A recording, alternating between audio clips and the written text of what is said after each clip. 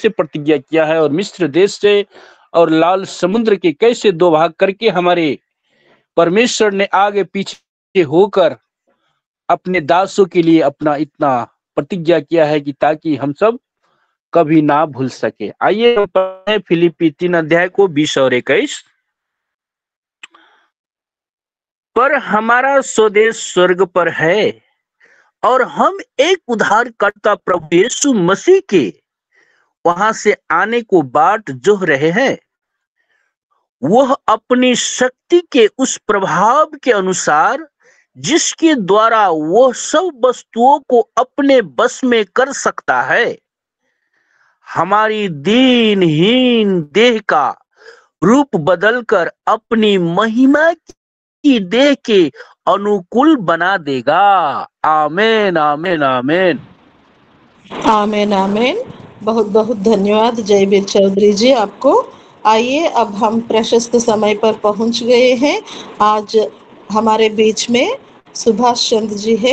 आज के वचनों को, हमारे संदेश को हमें सुनाने के लिए तैयार है। समय पास्टर जी को सौंपेंगे। पास्टर जी, आपका स्वागत है। सबको जय मसीह की। थैंक यू सिस्टर, समय देने के लिए। प्रभु बहुत बहुत आशीष दे आप लोगों को। एक बार फिर से प्रभु ने मौका दिया मिलने के लिए सब लोगों से, और हम लोग परमेश्वर के वचन को सीख सकेंगे सब लोग मिलकर के। ये प्रभु का अनुग्रह है कि अभी हम जो है कि सुरक्षित पाए जाते हैं और हर तरह से स्वस्थ हैं। और हम ही नहीं स्वस्थ, हमारे परिवार, हमारे लोग भी स्वस्थ हैं। तो प्रभु का धन्यवाद देते हैं कि आज के दिन के लिए सुबह की बेला में दिखाया, वचन पढ़ने में, आराधना प्रार्थना करने में सब कुछ मदद किया है। तो अब हम लोग जो जीवन की रोटी है, जिस रोटी से हमारा जीवन चलता है, जिस रोटी को हम लोग खा करके एक नया बल को प्राप्त करके और उसकी सेवकाई में हमें प्रभु इस्तेमाल करता है, उस जीवन की रोटी को लेने के लिए, उसको पाने के लिए हम लोग आज वचन को देखेंगे। क्योंकि आज हम लोग युद्ध के मैदान में हैं और हम लोग सब लोग युद्ध करते हैं, लड़ाई करते हैं। और हम लोग ऐसे व्यक्ति से लड़ाई करते हैं जो हमको देखता है, हमको जांचता है, हम कहाँ पे जा रहे हैं, किस जगह में जा रहे हैं, किसके पास जा रहे हैं, क्या खा रहे हैं, क्या पी रहे हैं, सब कुछ के बारे में उसको पता है। लेकिन हम उसको देख नहीं सकते। हम ऐसे दुश्मन से लड़ाई करने के लिए जो है कि तैयार हैं, जो हमें कभी दिखाई नहीं देता। वो हमको देखता है लेकिन हम उसे देखते नहीं हैं। तो ऐसे में युद्ध तो बहुत ही अलग तरह का होगा। जिसको हम देखे नहीं उसके लिए हम लड़ाई करने के लिए तैयार हैं। वो तो हमको बहुत अच्छी से मार सकता है, हमको घायल कर सकता है, हमारे प्राण की हानि कर सकता है। तो हम ऐसे युद्ध करते हैं, हम ऐसे दुश्मन से लड़ते हैं जो हमको हमेशा देखता है लेकिन हम उसको कभी नहीं देखते हैं। तो हम ना देखते हुए भी प्रभु ने हमें अधिकार दिया है,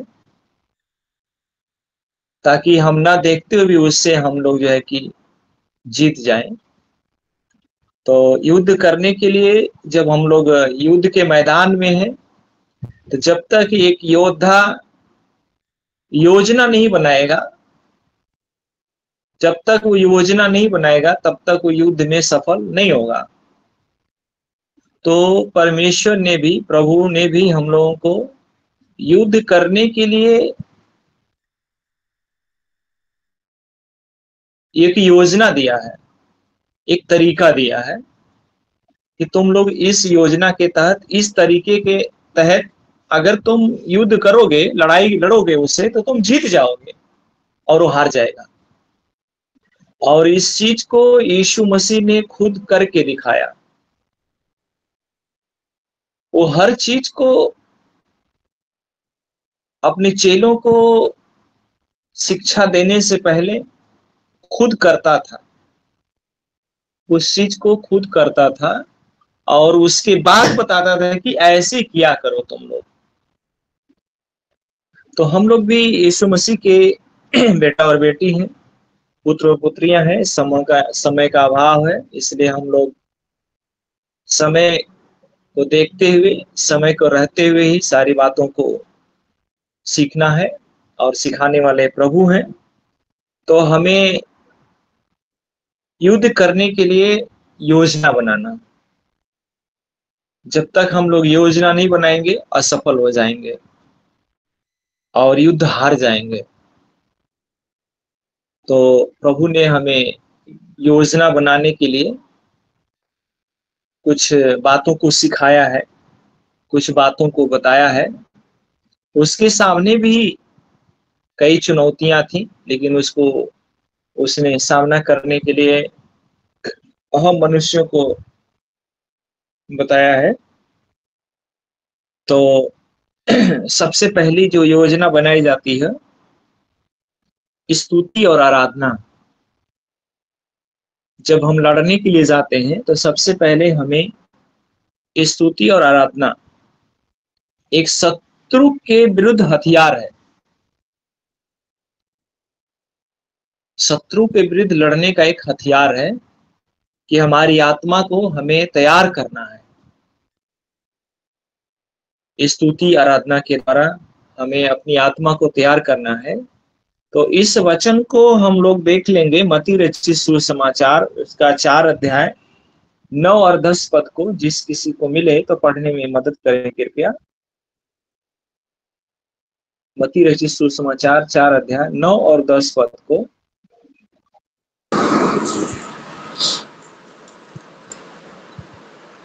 उससे कहा, यदि तू गिर कर मुझे प्रणाम करे तो मैं यह सब कुछ तुझे दे दूंगा।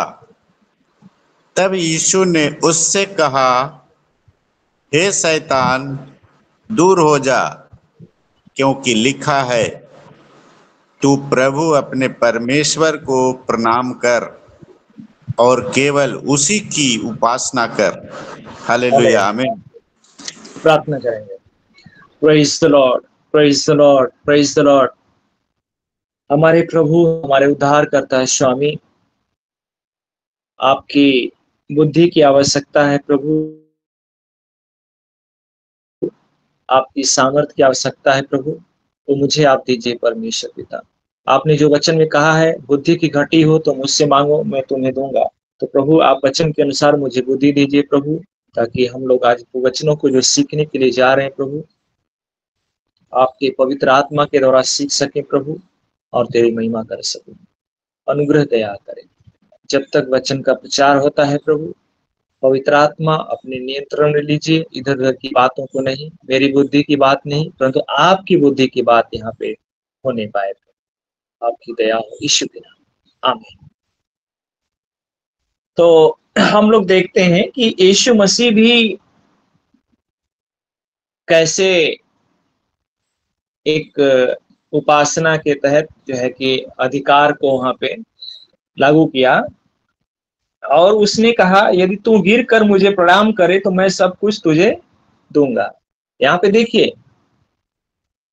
शैतान हम लोगों को गिराने की पूरी कोशिश करता है और सारी बातों में फंसाने की कोशिश करता है, क्योंकि हम लोग सब लोग जानते हैं, वरिष्ठ हमारे बीच में सब लोग हैं, वचन के जानकार लोग भी हैं।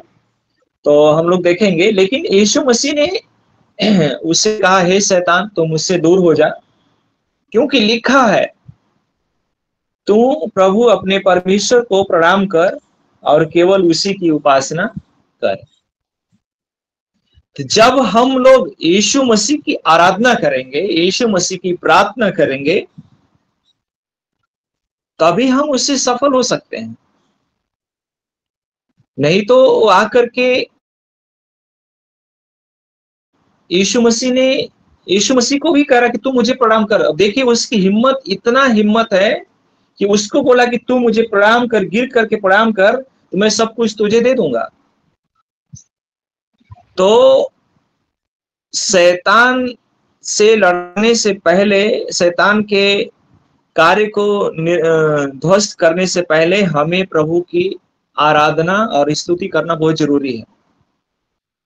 तभी हम जो है कि अपने आप को हम लोग जो है कि तैयार कर सकते हैं। और एक वचन और है, हम लोग देखते हैं, इसमें बहुत अच्छे से लिखा है, जब यहोशापात लड़ाई के लिए जा रहा था तो उसमें भी लिखा है, दूसरा इतिहास 20:22 में लिखा है कि जिस समय वे गाकर स्तुति करने लगे, उसी समय यहोवा ने अम्मोनियों, मोआबियों और सेईर के पहाड़ी देश के लोगों पर जो यहूदा के विरुद्ध आ रहे थे, घातकों को बैठा दिया और वे मारे गए। देखिए, यहाँ पे युद्ध के मैदान में लोग जा रहे थे तो स्तुति करने लगे, और उसी समय यहोवा ने अम्मोनियों, मोआबियों और सेईर के पहाड़ी के देश के लोगों पर जो यहूदा के विरुद्ध आ रहे थे, घातकों को बैठा दिया और वे मारे गए। तो इसलिए हमें स्तुति और आराधना भी करना बहुत जरूरी है, ताकि हम अपने घातकों को, जो हमारे पर घात करने के लिए तैयार है, उसको हम लोग जो है कि मार सके। फिर दूसरी बात को हम लोग देखते हैं, आत्मनिरीक्षण करना। अपने आप को हमें जो है कि जांचने की जरूरत है कि हम ईश्वर के साथ हैं कि नहीं, हम प्रभु के साथ हैं कि नहीं, हमारा संबंध प्रभु के साथ है कि नहीं। हमें अपने आप को निरीक्षण करना है। मेरे प्रियो, निरीक्षण करने के लिए सबसे पहले हमें क्षमा करना होगा, क्षमा मांगना होगा अपने पापों को, अपने गुनाहों को, अपने गलतियों को यीशु मसीह के सामने जा करके बैठ करके क्षमा मांगना है। प्रभु मुझे क्षमा करिए। हमें निरीक्षण करना, अपने आप को अंदर जांचना है कि मेरे अंदर कौन सी गलती है। हो सकता है हम किसी को कुछ बोले होंगे, हो सकता है हमारे जीवन से किसी को ठेस लगा हो। ये सारी बातें हैं जो आत्मनिरीक्षण हमें जरूरी है ना। जब तक हमारे अंदर आत्मनिरीक्षण नहीं होगा, आत्मा का निरीक्षण, खुद का निरीक्षण नहीं होगा, तब तक हम कुछ भी नहीं कर सकते हैं। तो हमें अपने प्रायश्चित करना है, जो जो हमने गलती की है उसके लिए हमें प्रायश्चित करना है। नहीं तो मेरे प्रियो, जब हम उस अंधकार की शक्ति से लड़ने के लिए जब जाएंगे,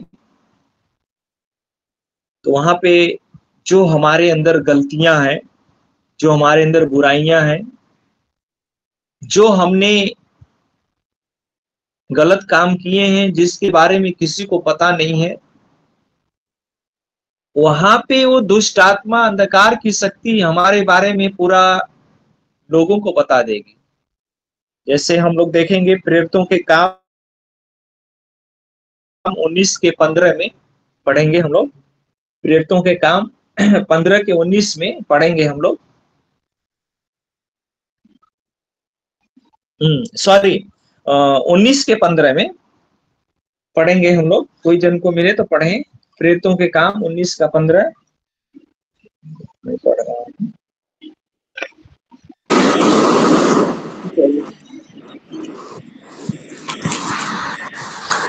पर दृष्टि ने, पढ़िए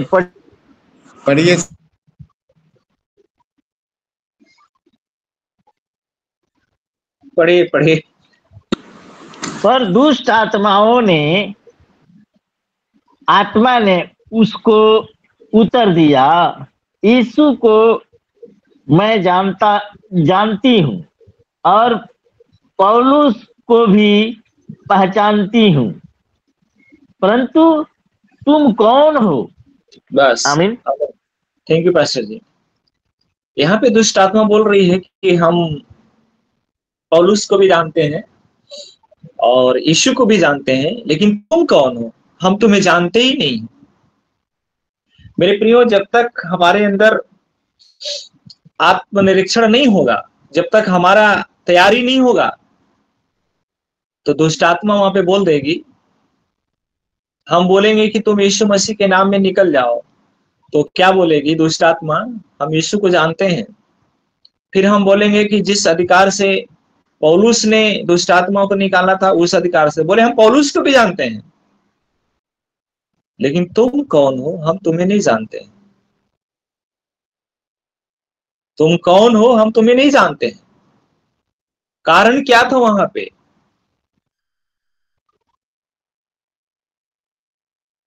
उन लोगों ने क्या किया था? नकल किया था कि जैसे पौलुस बोलता है वैसे हम करेंगे तो दुष्ट आत्माएं निकल जाएंगी और हमें बहुत बड़ा जो कि फायदा होगा। लेकिन उन लोगों ने अपने आप को निरीक्षण नहीं किया था, क्योंकि जिस पौलुस ने जिस अधिकार से, यीशु मसीह के अधिकार से वो करता था, उस अधिकार को यीशु ने उसको दिया था, वो अधिकार दिया था। इसलिए पौलुस निरीक्षण किया था अपने जीवन को, जांच परख करके, आत्मा में भर करके वो जा करके वहां पे प्रचार करता था।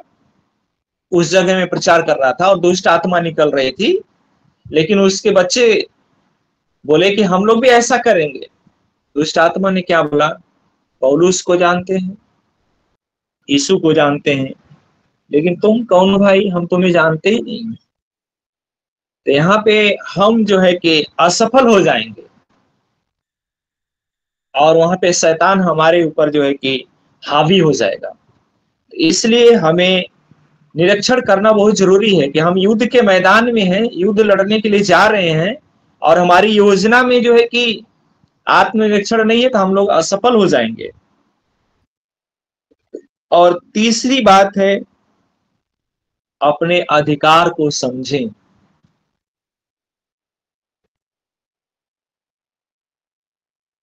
यीशु मसीह ने हमें अधिकार दिया है, उस अधिकार को हमें समझने की जरूरत है। अगर यीशु मसीह हमारा पिता है तो हमें अधिकार दिया है। और हम लोग देखेंगे लूका रचित सुसमाचार उसका 10 के 19 पद में लिखा है, क्या प्रभु ने हमको अधिकार दिया है?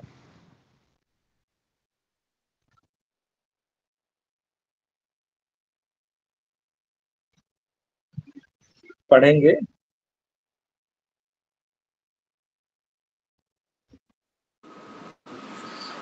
देखो, मैंने तुम्हें सांपों और बिच्छुओं को रौंदने का और शत्रु की सारी सामर्थ पर अधिकार दिया है, और किसी वस्तु से तुम्हें कुछ हानि न होगी। आमीन। आमीन, आमीन। प्रभु ने हमें अधिकार दिया है ना, सांपों और बिच्छुओं को रौंदने के लिए, और शत्रु की सारी शक्तियों के ऊपर हमें अधिकार दिया है। तो हमें अपने अधिकार को समझने की जरूरत है कि जो प्रभु ने हमें अधिकार दिया है, वो अधिकार के साथ हम जा रहे हैं कि नहीं जा रहे हैं। वो अधिकार यीशु मसीह ने दिया है, किसी मनुष्य ने नहीं दिया है। किसी आजकल किसी पास्टर के हाथ रखने से मुझे अधिकार नहीं मिला है, न किसी संस्था ने मुझे अधिकार दिया है। ये अधिकार प्रभु ने मुझे दिया है।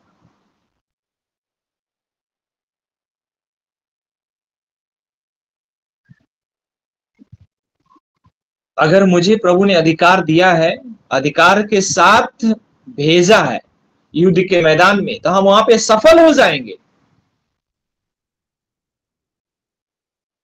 दुष्ट की सारी शक्तियों के ऊपर हम जो है कि सफल होंगे। ये हमारा अधिकार है, सांपों और बिच्छुओं को रौंदने का अधिकार है। ये प्रभु ने हमें अधिकार दिया है,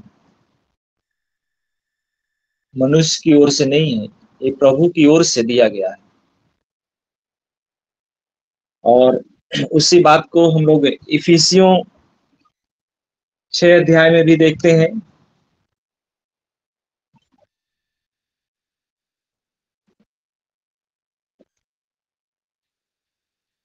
छह के 11 से 17 पद में भी लिखा है,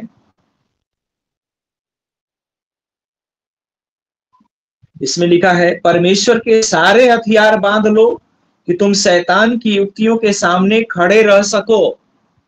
शैतान के युक्ति, जो शैतान की युक्ति है, कब वो हमारे ऊपर युक्ति अपनी जो है कि चलाएगा, उसके लिए प्रभु ने कहा है कि शैतान की युक्तियों के सामने खड़े रह सको, क्योंकि हमारा यह मल्ल युद्ध लहू और मांस से नहीं, परंतु प्रधानों से और अधिकारियों से और हम इस संसार के अंधकार के हाकिमों से और उस दुष्टता की आत्मिक सेनाओं से है जो आकाश में है ना। हम देख नहीं सकते, अंधकार की शक्तियों को हम लोग देख नहीं सकते, लेकिन उसके ना देखे हुए शक्तियों के ऊपर भी प्रभु ने हम लोगों को अधिकार दिया है, जो आकाश में है, हमारे अगल बगल है, हमारे बीच में है। उसको हम लोग देख नहीं सकते, उसको हम लोग देख नहीं सकते। और लिखा, इसलिए परमेश्वर के सारे हथियार बांध लो कि तुम बुरे दिन में सामना कर सको और सब कुछ पूरा करके स्थिर रह सको। इसलिए सत्य से अपनी कमर कसकर, धार्मिकता की झिलम पहनकर, पांव में मेल मिलाप के सुसमाचार की तैयारियों के जूते पहनकर, और इन सब के साथ विश्वास की ढाल लेकर स्थिर रहो, जिससे तुम उस दुष्ट के सब जलते हुए तीरों को क्या करो, बुझा दो। ये प्रभु ने हमें अधिकार दिया है। शत्रु की सारी सामर्थ पर, जितनी उसकी सामर्थ है, जितनी उसकी अधिकार है, लगा लो, लेकिन उसके ऊपर भी प्रभु ने हमें जो है कि अधिकार दिया है। उसकी जितनी सामर्थ है, उसकी सारी सामर्थ के ऊपर हमें प्रभु ने अधिकार दिया है। तो हम एक सेवक हैं, तो हमें इस अधिकार को लेकर के जाना है, तभी हम वहां पे सफल होंगे। उसकी सारी शक्तियों के ऊपर हम लोग जो है कि अधिकार रख सकते हैं शत्रु की। और चौथी बात हम लोगों ने सीखने के लिए जा रहे हैं, बलवानों को बांधें। जो बलवान है हमारे अगल बगल, हमारे गांव में, हमारे सेवकाई के क्षेत्र में, उसको बांधने की जरूरत है। उसको भी बांधने के लिए एक योजना के तहत हमें जो है कि जाना है, योजना बना के जाना है कि कौन बलवान है, उसको हमें बांधने की जरूरत है। तो हम इस बात को हम लोग देखेंगे मत्ती रचित सुसमाचार 12 के 29 में।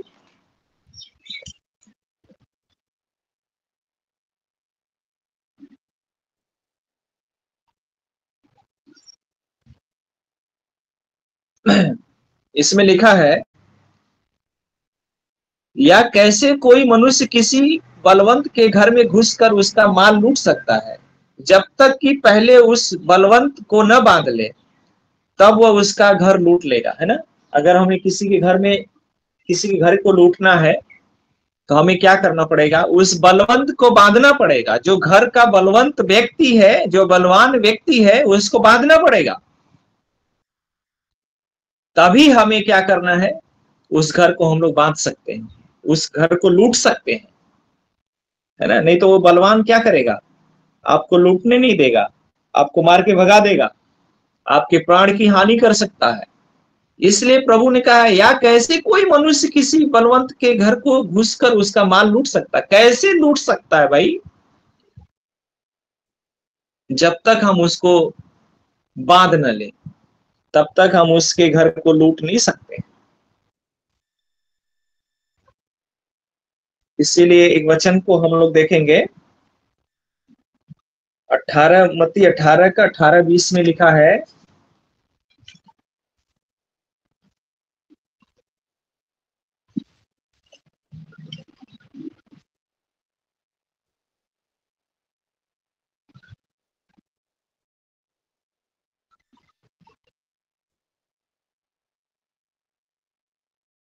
मैं तुमसे सच कहता हूं,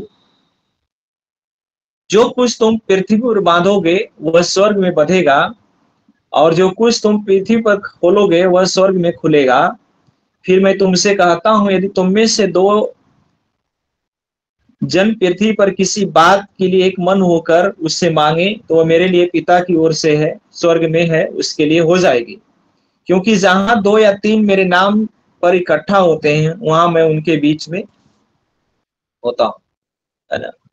तो हम लोगों को क्या करना है? 2 या 3 जाने से पहले हमें उस बलवान को क्या करना है? बांधने की जरूरत है।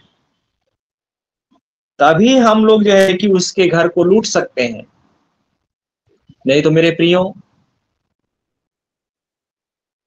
जैसे आज हम लोग हमारी सेवकाई के क्षेत्र में,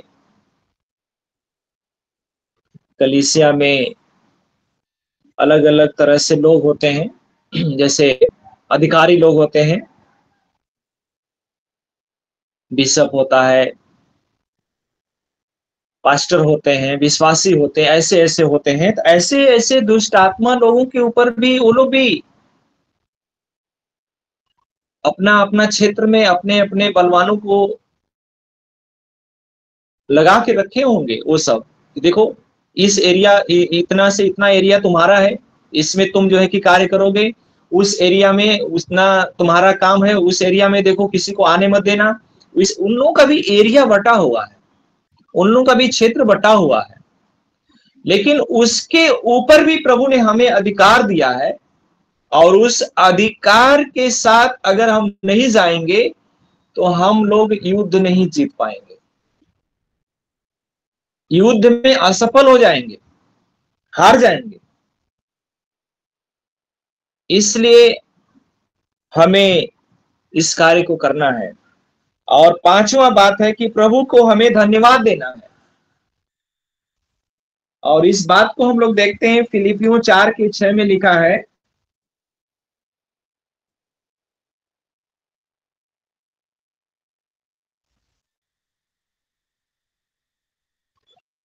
किसी भी बात की चिंता मत करो, परंतु हर एक बात में तुम्हारे निवेदन, प्रार्थना और विनती के द्वारा धन्यवाद के साथ परमेश्वर के सम्मुख उपस्थित किए जाएं। किसी बात में हमें चिंता करने की जरूरत नहीं है, हमें किसी बात की चिंता करने की जरूरत नहीं है। जब हम लोग स्तुति आराधना करके जाएंगे, आत्मनिरीक्षण करके जाएंगे, अपने अधिकार जो प्रभु ने हमें दिया उस अधिकार के साथ जाएंगे, जब हम बलवान को बांध लेंगे, तो सारी बातों को होने के बाद हमें परमेश्वर को धन्यवाद देना है कि प्रभु तेरा धन्यवाद कि आज के दिन प्रभु तूने मुझे जो है कि सहायता किया, तूने मेरी मदद किया। प्रभु हम तेरा धन्यवाद देते हैं। हर बात में किसी भी बात की चिंता मत करो, हमें चिंता करने की जरूरत नहीं है, परंतु हर एक बात में तुम्हारे निवेदन, प्रार्थना और विनती के द्वारा धन्यवाद के साथ परमेश्वर के सम्मुख उपस्थित किए जाए। जब हम लोग सारी बातों को, सारी विनती को, सारे निवेदनों को, सारी प्रार्थनाओं को जब हम प्रभु के सामने ले जाएंगे,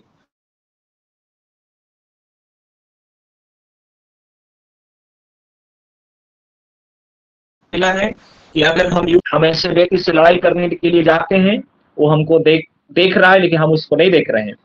तो प्रभु ने आज हम लोगों को 5 बातों को बताए हैं। आज वचन के द्वारा हम लोगों को सीखे हैं 5 बातें। हमारे जीवन में स्तुति आराधना जरूर होना चाहिए। हमारे जीवन को प्रतिदिन आत्मनिरीक्षण करना है, क्या कमी है, उस कमी को हमें जो है कि अपने जीवन से दूर करना है। फिर उसके बाद परमेश्वर के सारे हथियार को अपने सारे अधिकार को समझना है कि परमेश्वर ने मुझे क्या क्या अधिकार दिया है, मुझे क्या क्या अधिकार मिला है, उस अधिकार के साथ हमें जाना है। और जब अधिकार के साथ जाएंगे तो उस क्षेत्र के, उस एरिया के सारे बलवंतों को हम लोग बांधेंगे, और वहां पे जाकर के तब हम स्तुति आराधना करेंगे, तब हम प्रभु की महिमा करेंगे। प्रभु अपने कार्य को जो है कि वहां पे बहुत अच्छे से होने देगा। अगर ये सब बातें नहीं रहेंगी तो जो बलवान है वहां का, जो वहां का लीडर है, वो हमको और आपको गांव में प्रवेश करने नहीं देगा, विरोधियों को खड़ा कर देगा, विरोध में लोग खड़े हो जाएंगे। लेकिन जब हम बलवान को बांध देंगे तो हम वहां पे आराधना, स्तुति और उसकी महिमा करेंगे, प्रभु हमारी मदद करेंगे। तो प्रभु का धन्यवाद हो कि हम युद्ध के मैदान में हैं, युद्ध के क्षेत्र में हैं, युद्ध के जगह में हैं। तो हमें इन सारी पांचों बातों को हम लोगों को तैयारी के साथ जाना है, ताकि हम लड़ाई को जीत सकें और प्रभु के राज्य को हम लोग फैला सकें। अगर ये बातें रहेंगी, कभी भी हम असफल नहीं होंगे, कभी भी हम निराश नहीं होंगे। प्रभु हमारी मदद करेंगे, प्रभु हमारी सहायता करेंगे। इस वचन के द्वारा प्रभु हम सब लोगों को बहुत ऐसे आशीष दे। आमीन।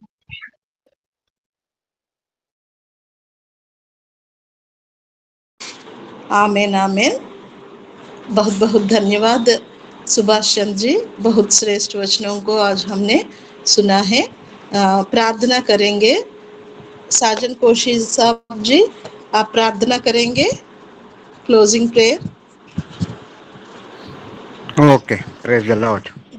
आइए हम प्रार्थना के लिए अपनी तैयारी दें। धन्यवाद प्रभु, आपकी योजना के अनुसार पिता, विश्रामवार के दिन के लिए, पवित्र दिन के लिए पिता हम धन्यवादी हैं कि समय से पहले हमें जागृत करता है, हिलाकर जागृत अवस्था में लाकर ऐसे आशीषों को देने के लिए तत्पर और सिद्ध है पिता परमेश्वर, जिसकी की गवाही यदि हम शुरू